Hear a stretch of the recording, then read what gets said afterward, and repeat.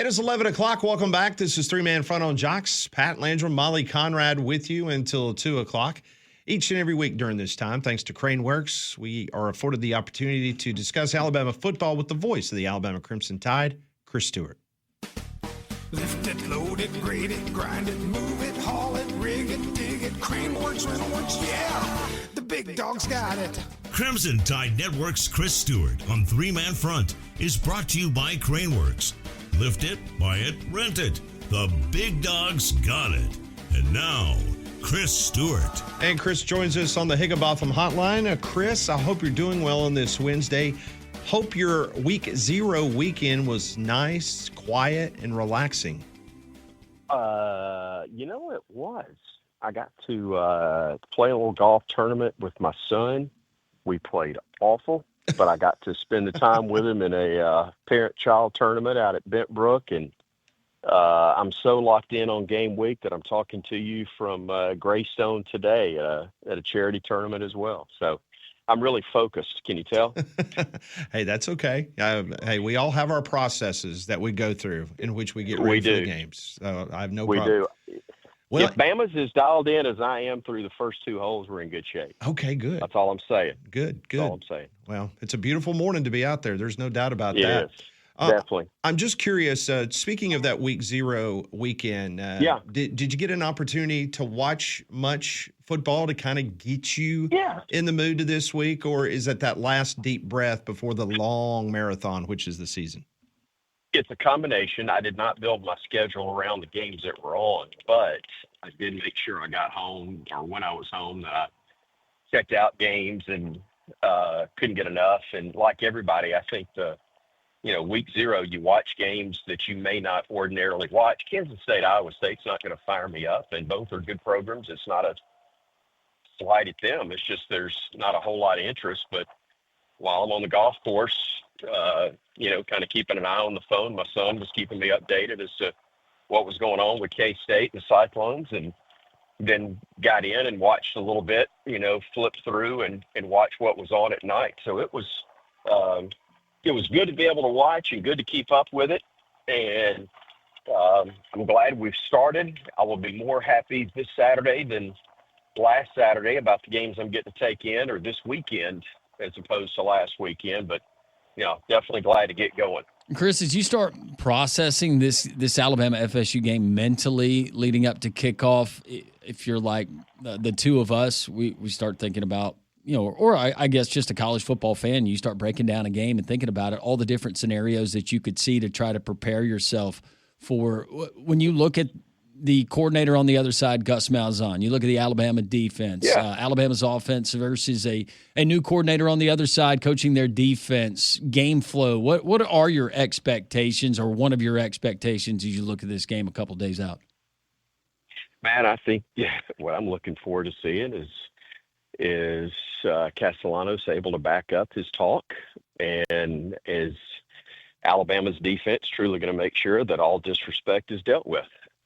That's the conversation that the team has had, or the team had during the off season. And, it's not a criticism of Castellanos. You do what, you think is best, and he thinks it's best to be pretty open and candid about his feelings about his team and about what they're going to face. And I think that he is definitely confident.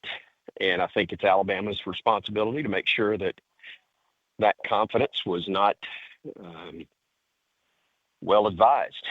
So, or at least verbalizing it at the level he did. So we'll see. But I am very much excited about seeing Bama's speed at wideout, the depth in the secondary, and can they get enough of a pass rush and put enough pressure on him that what we know is in the back half is able to be as productive as we think they can be. Because it doesn't matter how good you are in the secondary.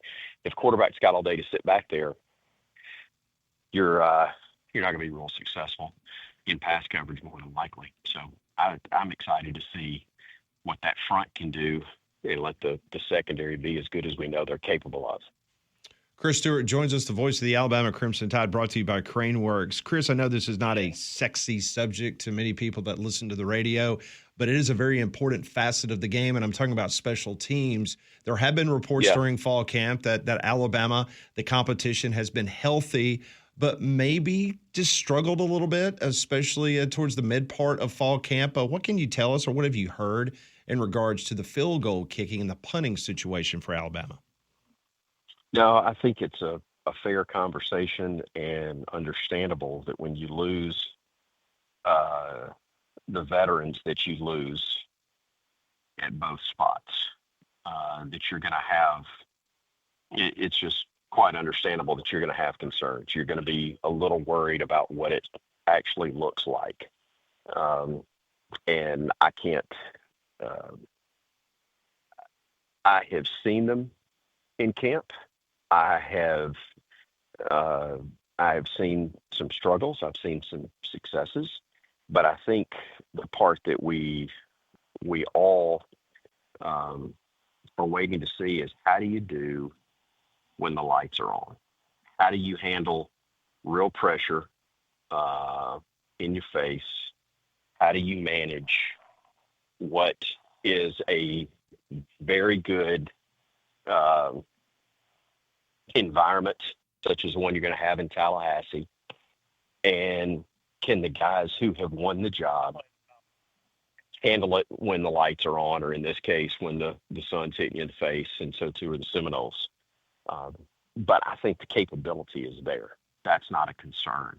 It's performing when things are at their best, or when it's the most pressure packed. And that's what we won't know until after the first week, and what we frankly need to see halfway through the season, where you've got a legit body of work to truly judge it. But you hope also, just being candid, that it doesn't come down to the kicking game early, because you don't want to test it by fire. You want them to have some low pressure kicks by and large before they get into game winners and having to have a punt, in the last 3-4 minutes of a game that can decide the outcome. Chris Stewart, voice of the Crimson Tide, joining us on Three Man Front, presented by Crane Works on the Higginbotham Hotline. What excites you most, Chris, about offensive coordinator Ryan Grubb calling plays on Saturday, and what you think you might get with that in the tandem of he and quarterback Ty Simpson? I think what he wants to run fits his quarterback, whoever it is, starting with Ty. But I think it also, there's just a comfort level, as much as you can have in a game one for a first-time starter, and when I say new, I'm talking about new to this group of quarterbacks. I think they've gone through the learning curve, because what they were working on last year is what they're wanting to do this year. Now, in terms of game plan, game strategy, you had to build it around the strengths of Jalen Milroe. And that's what every coach is going to try to do when your best athlete, your best weapon on offense may not fit what you try to do. Your job as the coaches is to put them in the best position they can be to succeed. And there was no doubt that Jalen was the guy last year, but also Jalen's skill set, not necessarily the perfect fit for what Coach DeBoer likes to do offensively. So I think this year it's the better fit. I think it is a case where Ty is going to be comfortable with what he's running and being asked to do. And man, I think having Ryan Grubb back with it, I've always been careful, and I think I even did it last week. I think it's unfair for everybody to act like, Nick Sheridan was the issue last year. I don't think you pointed at one person. I think it's the circumstances that were involved. But there's no question that Ryan Grubb is the OC, with Nick Sheridan helping and working with the quarterbacks, combined with the extra year, or the year under their belt now of development and understanding of what's asked of the quarterback and their skill set fitting, it's going to provide a whole lot more productivity. Not to mention the fact you got depth and experience at wide receiver and as much talent as anybody has in the country. You got enough talent and not a ton of experience, but enough talent, even with Jam Miller out in the opener, that you've got an opportunity to be complementary in the run game and an offensive line that you hope is as good as we think they can be. Chris, you've called a lot of Alabama-Auburn games, and a lot of those involved Gus Malzahn as the head coach at Auburn, who's now going to be the offensive coordinator for Florida State. How much do you anticipate that you're going to see some of those crazy things that Auburn's offense did on Saturday, this time wearing, obviously, the wonderful colors of Florida State University? Well, my therapist says I'm not supposed to talk a lot about Coach Malzahn and his offense, but I'm going to go against the orders and simply say, obviously, he's one of the best minds in the game. He created issues for Nick Saban that no one else could, game in and game out. And I will say I'd far prefer catching him in game one with an offense and with a program than at the end of the year, because I think it's difficult for him to get everything in as opposed to what you're going to have. It's a limited amount of work and time that he's had with that offense. So they'll be dangerous. He'll pull every trick out. But at the same time, I don't know if their execution level is going to be, hopefully, I hope their execution level is not what he's accustomed to from his offenses, because he hasn't had as long to work with them. Just aside from the game, the renovation there at Doak Campbell, they include new digs for you guys and where you're going to be broadcasting from? I'm not sure. I think so, Landrum. I'm not 100% sure, though. And I think it is only appropriate that with the first game, and since we were able to work out a clothing deal with our sponsor on the network that included really nice looking Peter Millar shorts, that it's supposed to only be in the low to mid 80s. So instead of it being 1,000, since we're going to be prepared for it, it's going to be cooler than normal. So that's kind of my luck. The one time I actually prepare and think something through, then it goes the opposite way. Right. Hopefully. Did that answer your question? I have no clue what our setup is actually going to look like. I call games during COVID, and so I'm used to whatever they throw at us being what you have to go with, and you just deal with it from there. But they'll take care of us. They'll be good hosts. I've already heard from my old boss with the Crimson Tide Sports Network and now the AD at FSU, Michael Alford. So looking forward to seeing him. I have a feeling he'll make sure we have the best setup we can have, just like they will for all visitors. But it'll be a fun weekend, and hopefully the result we want to.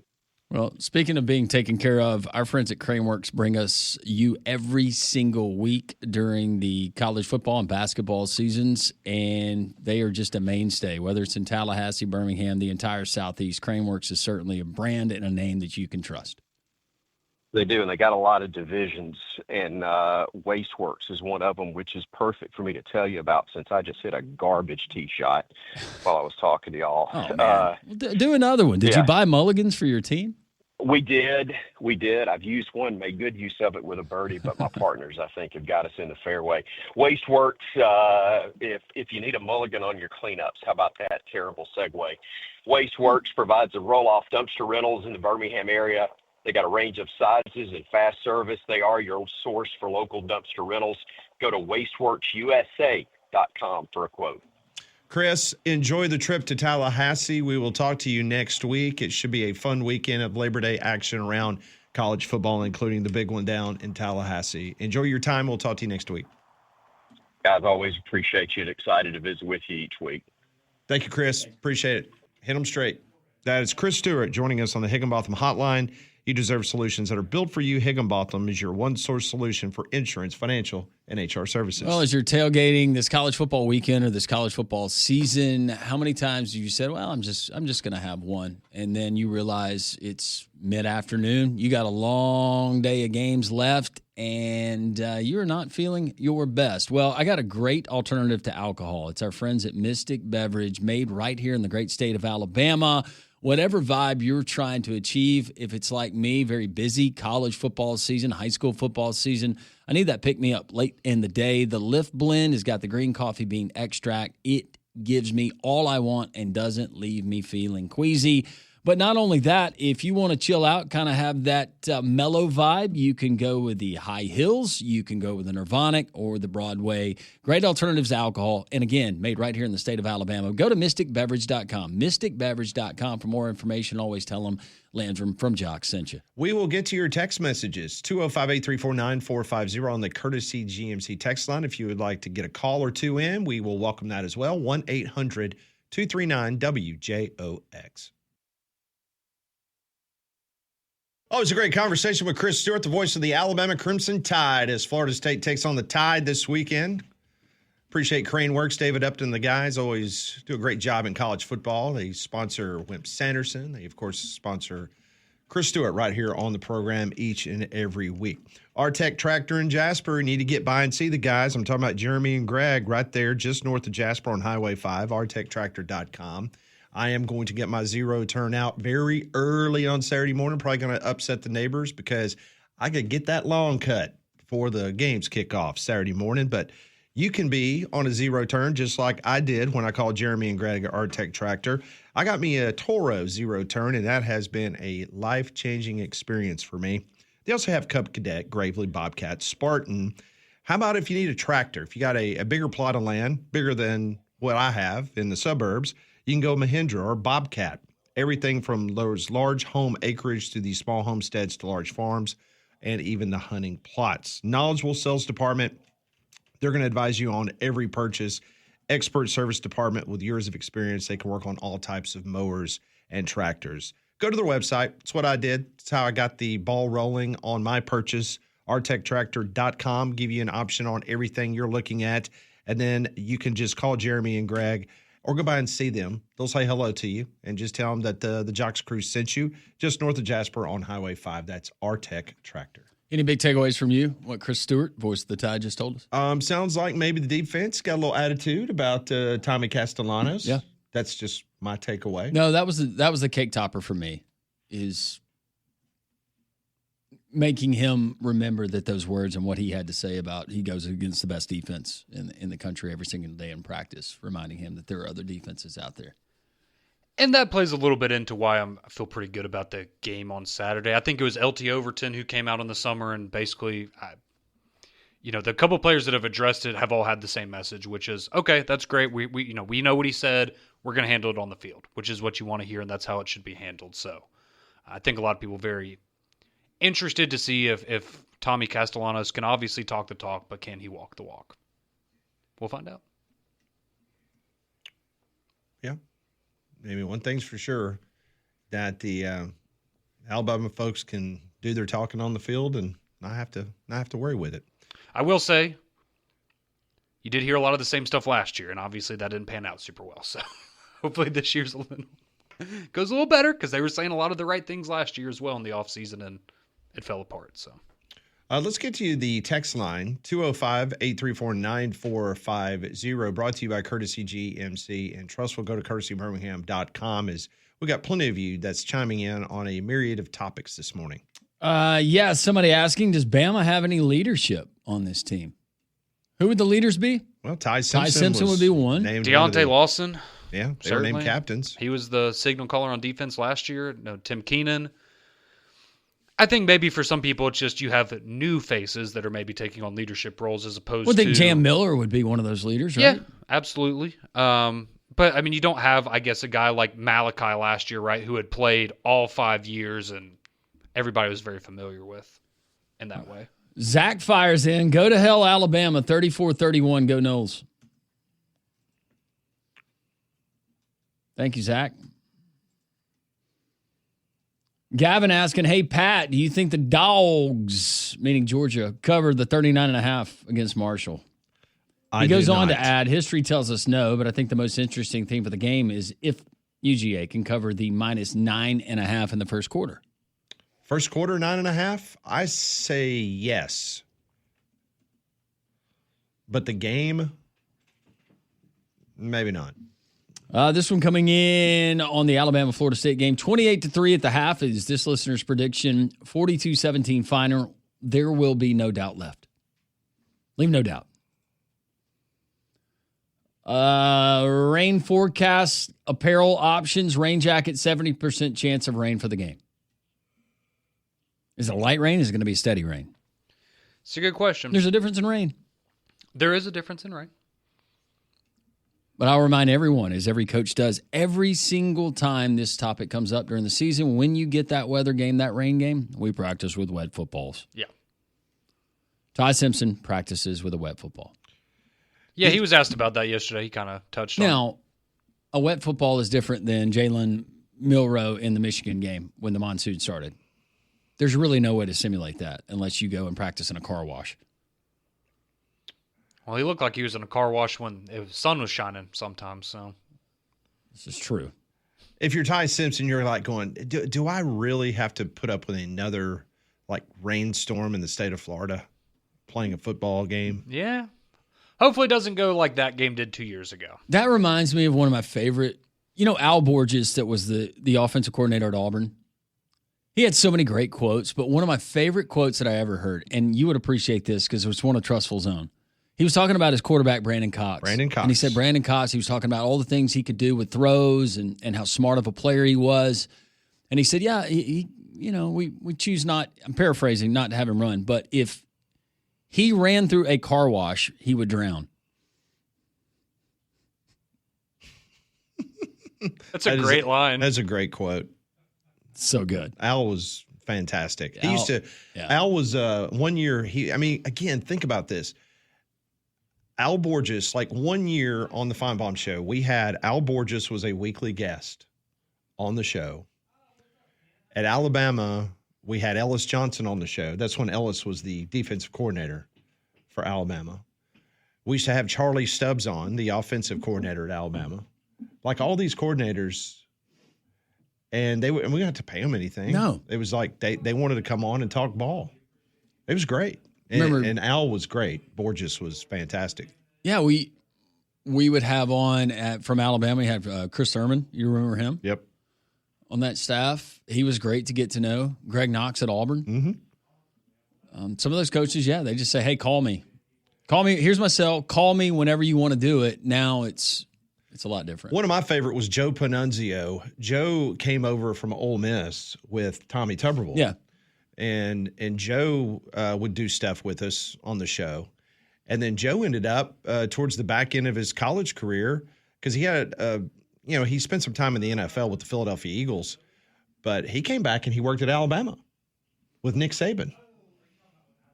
Like in the mid, from 2013, 14, 15, something like that. Yeah, Joe Panunzio, who was with Tuberville there at Auburn, and then he ended up working with Nick Saban. Man, these coaching circles and cliques and the networking, they all run together. That's why you never burn a bridge, because you never know when you're going to have to go back over it. That's exactly right.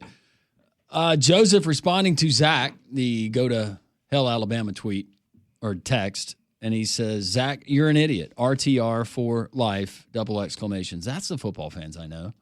Did I miss Brian Edwards? Dang. If you can, tell us his picks, please. All right, hold on, and we'll all right, so first off, he likes the over in UNLV and Sam Houston. He got it at 60.5 on Monday. It's around 62.5 now. He likes it up to 63. That was one of them. He also likes South Carolina -7, potentially buying a half a point in their game. And then he likes Indiana -13.5 in the first half against Old Dominion. He also told us that he is not touching either the Auburn or the Alabama game. So that's, in a nutshell, what he likes. Jason asks, what's the over-under on pieces of gum that Gus goes through on Saturday? I don't know. Is he superstitious about his gum? If he's got things working. Offense is clicking. I always like the clipboard and the way that he'd always pull his pants He up. always pulls pants up. Yeah, pulls his pants up. We're going over here. NASCAR. Well, bunch of bull crap. 3 bold prediction for the weekend from Nick. Jackson Arnold throws for 300 yards, 4 touchdowns, and 0 interceptions. Wow. Ryan Williams has 3 touchdown receptions and over 150 yards receiving. Brian Kelly and LSU remains winless in opening games. Nick from North Birmingham. Thank you, Nick. And those are not outlandish, bold, crazy predictions. CJ says nobody's worried about the he didn't say Seminoles. He Yeah, I know replaced what it with something else. Yeah. Conrad uses that language in the office a lot. He doesn't need to. Yeah, my mom doesn't appreciate it. But Well, neither do the indigenous people of this country. Stop. Didn't think he was going there. I thought he was going to say something about Molly. Well, it was funny at first, but now I don't need people thinking that I talk like that because I don't. No, you don't. He really doesn't, people. That was Pat. Yeah, Pull you in on something. that's right. Bobby says LSU Clemson is going to be the game of the year. Give me 38-35 OT win for the Bayou Bengals, and they establish where the real Death Valley resides. Great text, Bobby. I would love a game like that. I hope that's a fantastic game. It should be.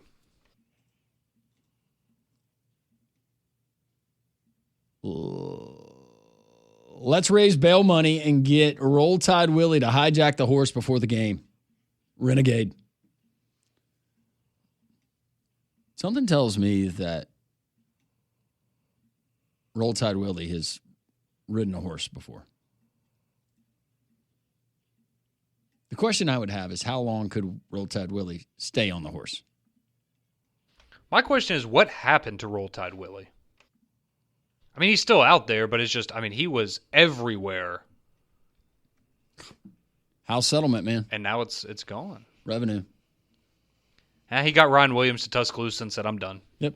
He did his job. That's a pretty big one. Yeah, I'll take that. Man, Zach, you throw that out there, that text, you're going to get text back. Let Conrad read that one. I think Alabama wins, but this is not going to be the blowout everyone expects because of adjustments needed to be made on both sides of the ball. Weather conditions could be an issue too, says Robert. Thank you, Robert.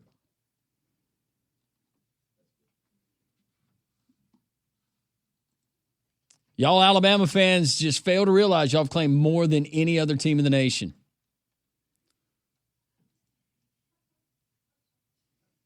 Are you talking about the text from Ken?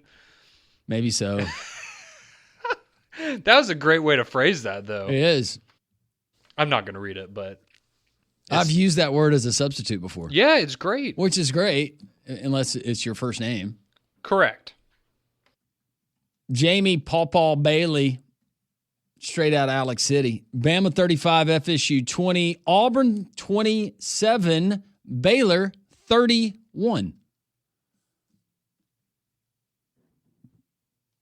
What he said, Baylor's going to win 31-27? He did. No chance RTR Willie would be sober enough to ride that horse. That's probably a safe bet. Is he a drinker? Couldn't tell. Really? Based on his TikToks. That's surprising to you? What about Southern Miss versus Mississippi State? What do y'all think? I like Southern Miss over their season win total projected by Vegas. I like Mississippi State to win the game. What's the line? Is it a single number? I am in the process of looking, my friend. It is Mississippi State minus 13. 61 is the point Charles total. Huff brought half of Marshall with him. I'm going to go Southern Miss plus the points. That's just my gut. Playing in Hattiesburg. At the Rock. This is kind of random, but speaking of bad SEC teams, we talked about this yesterday. Are you going to load up on Toledo versus Kentucky? It's only 9.5. We know you love some action. I do love some action. It's a good program. And especially with Zach Calzada as your starting quarterback for the Kentucky Wildcats. I think that's an interesting one. The only thing, and I know that one season doesn't dictate the results of another, but man, I have taken that early season MAC plus the points against Kentucky before, and I've gotten burned. But those were better projected Kentucky teams heading into the season than this one. That's tempting. Toledo plus the 9.5. Jason Candle and his Rockets. It's amazing that he is still there. Yeah. I mean, I really am. Like that he hasn't taken another job somewhere. Yeah. His name was a lot like the Matt Campbell at Iowa State name for every potential coaching job. If they had to include a group of 5 coach, his name was at the top of every list. Like, don't forget about this. Is Jeff Traylor still at UTSA? Yeah. I feel like he's one of those guys too. His name always comes up and you're like, man, you're still there. I and all Auburn fans would rather start 1-0 with a win at Baylor than beat Bama. Ooh, that would be a good poll question for Auburn fans. Would you rather beat Baylor or beat Alabama at the end of the year and lose to Baylor? That's interesting.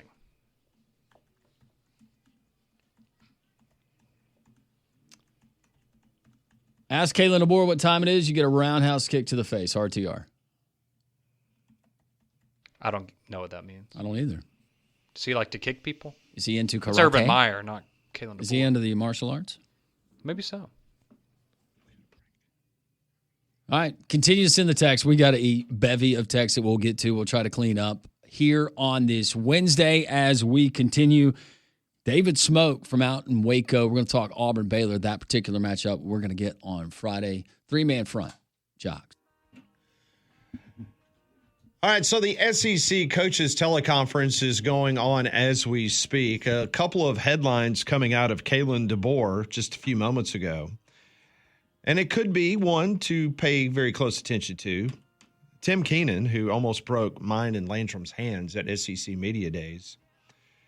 According to Kalen DeBoer, he is not going to be a full go this weekend against the Florida State Seminoles. Defensive lineman, apparently this is from sources that I have communicated with in Tuscaloosa, that he had a lower body injury at practice.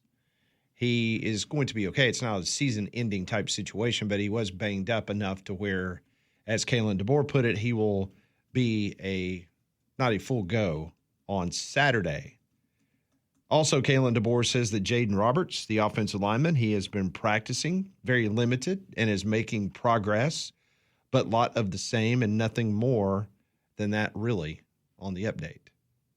So season's over. Wrap it up. Well, I'm looking at the point spread to see if there's been any movement whatsoever on this Tim Keenan announcement, or at least in the poly markets. Because I know you're big in the poly markets too. Yeah, of course. Yeah. And it's still 13.5.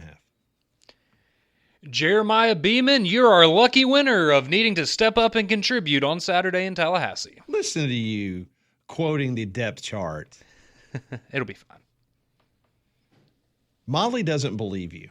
Molly was watching you intently as I was telling you during the commercial break what was going on, and she thinks you were... Yeah, I watched you wipe away those tears.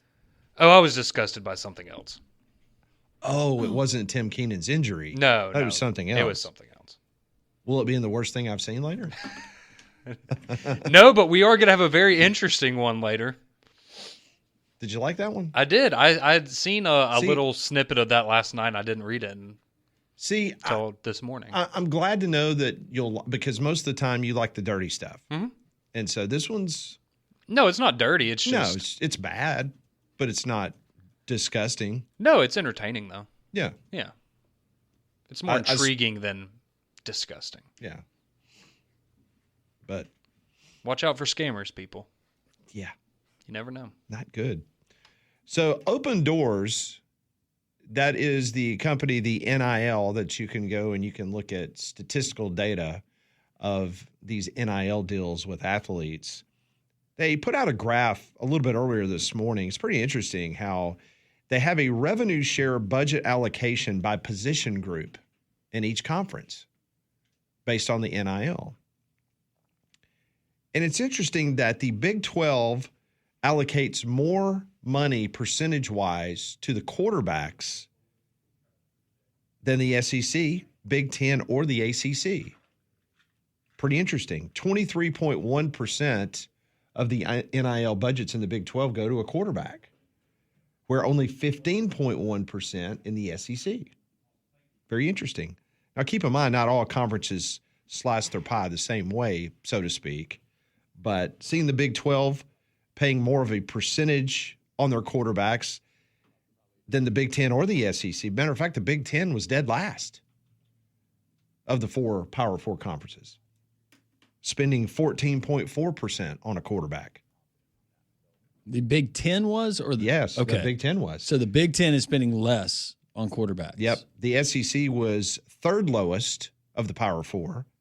The ACC was second highest at 19.4%, and the Big 12 at 23.1%. So I'm just looking down the list to see where the SEC, and I'm a defensive lineman. They're right in line. They pay 15.5%, just like the ACC does. That's higher than the Big 12 and the Big 10. The SEC pays more than any other Power 4 for linebackers. So that's a premium in the SEC. Very interesting. And the SEC also pays the less when it comes to specialists. Oh. So they're not going to pay for your punter or the kicker.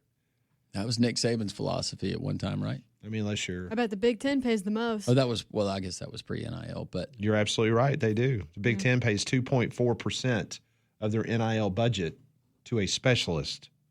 The SEC, not even 1%, Landrum. 0.9%. Wow. The only thing that makes sense about the ACC, you feel like with the overall strength of the league or the lack thereof, I mean, you go, you spend on a quarterback, heck, you might be in the conference championship game. Yeah. We were just telling you about the news coming out of the SEC teleconference in regards to Tim Keenan, who apparently was injured yesterday at practice. This is what Kalen DeBoer said moments ago on the SEC teleconference. Yet to be determined. Probably not, but we'll see. And that was when he was asked if Tim Keenan would be able to play on Saturday or if he'd be 100% on Saturday. And so there you go. Not really. Probably not. Okay. And this is Kalen DeBoer's explanation of what happened to Tim Keenan. Yeah, just he had a lower body injury. And again, a lot of it's always kind of figured out, after practicing, honestly. Gathered information still in the moment I'm in right now. Is trying to understand exactly where it's at. So our staff is unbelievable. They have done some pretty impressive things on getting guys back, and so waiting for the update on that. I don't know if I can even give you a percentage and be confident on that. So we'll see, but it is a lower body injury. So Tim Keenan injured yesterday at practice, lower body injury. Now he will not be a full go coming up Saturday in Tallahassee. We will keep you posted on that. Anything else that is coming out of the SEC teleconference? This is 3-Man Front on Jocks. So the breaking news over the course of the last few minutes, Kalen DeBoer on the SEC teleconference says that Tim Keenan will not be a full go. He was injured at practice yesterday, lower body injury. So we'll wait to see if indeed he plays any coming up on Saturday against Florida State. Well, if you are an Auburn Tigers fan, we have an incredible opportunity for you right here on Jocks. And thanks to Jocks 94.5 and Total Sports Travel, we're giving away a chance to see Auburn take on Oklahoma live in Norman this season. One lucky winner can score a trip for two. That includes round-trip airfare, a 2-night stay at the National Hotel in Oklahoma City, 2 tickets to watch Auburn in Oklahoma, and transportation to and from the stadium. That is an all-inclusive package there. So text the keyword Tigers, again, Tigers, to 205-834-9450 to enter now. Don't miss your shot at the ultimate game day experience, courtesy of Total Sports Travel and your home for college football right here on Jocks 94.5. Contest rules are available at jocksfm.com. And one more time, if you want to enter, text the keyword Tigers to 205-834-9450. Good opportunity to go to Norman, Oklahoma. And hopefully Auburn fans will have a better trip than Conrad did last year. Correct. That is what it's a lovely place. Hope the game is more enjoyable than it was for me last year. Do you have really good seats? I was close enough to where if things had gotten any worse, I could have jumped out of the back of the stadium. So, What a horrible thought. Oh, well, crossed my mind. With no bungee cord? After the second interception after halftime, I wasn't looking for a bungee cord. Find a sharp piece of wrought iron from one of the gates Exactly. to impale yourself on? Yeah, but pretty much.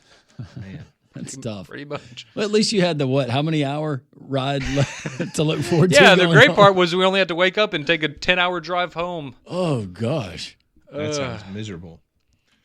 Molly, you showed me something a couple minutes ago in regards to our favorite coach in the ACC, that being Bill Belichick. Apparently his team of marketeers, they're busy at it again. oh yes. So a new trademark has been filed from Bill Belichick and Jordan. Are The they getting term? married? No, I wish though. But the term? Wait. Can we guess? Sure, go for it. Oh. Sugar daddy. That's a good one. That's a really good guess. Sugar baby. That's also a really good guess. Oh, man. Good guess. Jailbait. Not quite. Honey. That's cute, but Length no. and girth. No, it's that's Hugh Hugh's thing. Freeze. Hugh Freeze. Well, I has thought got he was that going to steal trademark. it. Well, the trademark that they just filed was for Gold Digger, Oh, that's good. with the intention of using it to produce a line of jewelry and keychains. Well, I'm glad she's keeping busy there in Chapel Hill. Whoa. Jewelry. We talking anklets, toe rings? I guess so. We'll have to wait and see. Septum piercings? No, I'm just seeing who the competition is. I still got the website. Gold Digger is one of the many trademarks filed made by Belichick and Hudson this year, including, we know, Chapel Bill, the Bellustrator, the Trail of Salty Tears, No Days Off, and the Belichick Way. Trail of Salty Tears, that's a wild thing to... I'm sorry, That's pretty insane. that's... Even for me, that's like a little... crossing the line a little Yeah, bit, I maybe. agree. Has her mom's store/museum, has that opened a location in Chapel Hill yet? Oh, I don't know. I do like to think that they'll have Good the news, jewelry Chapel on Hill. display next to the cash register. Yeah. You know, you got one of those. Ooh, don't forget your anklet. Yep. Or your toe ring. Or your toe ring. Yeah, they sell rings there, I'm sure. Yeah. Might not be for the toe. No. No. For the kayak. Is that the new code word for that? Yes. Oh, that's so good. Did you see where he went on? He was having some fun on social media, Mr. Hudson, yesterday, and he posted the I the saw media it. guide pronunciation. Gotta love somebody that He's a very colorful individual. I would think so. I watched when I was trying to confirm that we were going to have to say his name correctly. And that's how it was pronounced. No, he's a really, really sharp guy. Talking about Auburn's punter, if you're just joining us, that transferred from Oklahoma State, originally from Australia, where he attended Seymour College. And don't do the deep dive that we did yesterday, because you will find that that is an all-girls college now. We just had a text come in on the text line that we can't read on the air about a particular We've got a lot of those today, by the way. piece of jewelry that Bill Belichick might want. So if you look at that and you know what it is, when I was in 9th grade, I did not know what that was. And somebody told me I should go look it up on one of our school computers. And I Googled that term thinking I was looking up A cigar. royalty. And it was not that. And I'm in the middle of a classroom. No. That would be something. It was quite embarrassing. Yeah. But thank you for the great text, Brandon. I've done that on this show. The more you know. Yep. Careful with your keyword searches, kids. Especially if you're sitting in a classroom. David Smoke talking Waco. That's the site of Auburn and Baylor coming up on Friday night. The ins, the outs, what David Smoke expects. He's going to join us as we continue the Wednesday edition, the hump day, if you will. Three-man front right here on your home for college football and more, Jocks.